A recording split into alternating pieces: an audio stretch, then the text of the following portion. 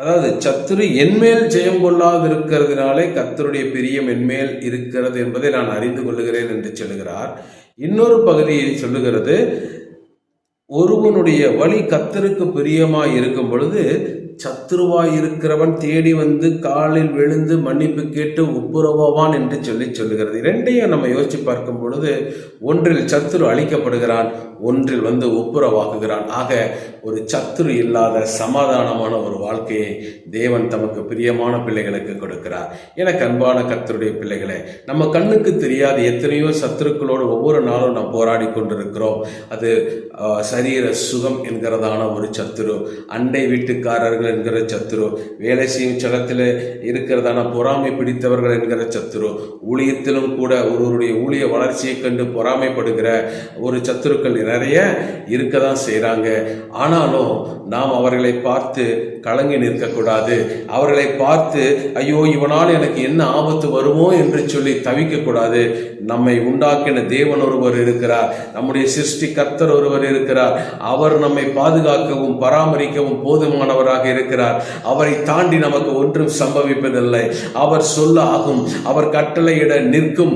ஆகவே அவருடைய நிழலுக்குள்ளாக நாம் இருக்கிறோம் என்கிறதான நல்ல உணர்வோடு, அவருடைய பிரசன்னத்துக்குள் வாழ்கிறோம் என்கிறதான உணர்வோடு, அவருடைய வார்த்தையின் கீழ் வாழ்கிறோம் என்கிற உணர்வோடு நாம் வாழும் பொழுது நிச்சயமாகவே நமக்கு தேவன் சமாதானம் உள்ள வாழ்க்கையை தருகிறார்.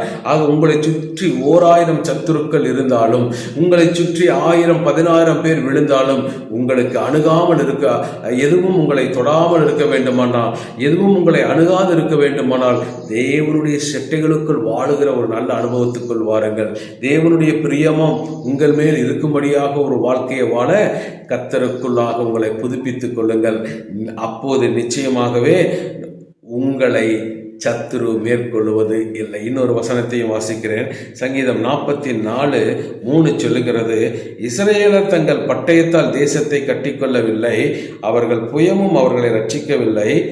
நீர் அவர்கள் மேல் பிரியமாய் இருந்தபடியால் உம்முடைய வலதுகரமும் உம்முடைய புயமும் உம்முடைய முகத்தின் பிரகாசமும் அவர்களை ரட்சித்தது என்று சொல்லி வேதத்தில் வாசிக்கிறோம். ஆகவே நம்முடைய பலனோ, நம்முடைய அறிவோ, நம்முடைய ஆளுமையோ நம்மை ஒருபோதும் சத்துருக்களின் கையிலிருந்து விடுவிக்க முடியாது.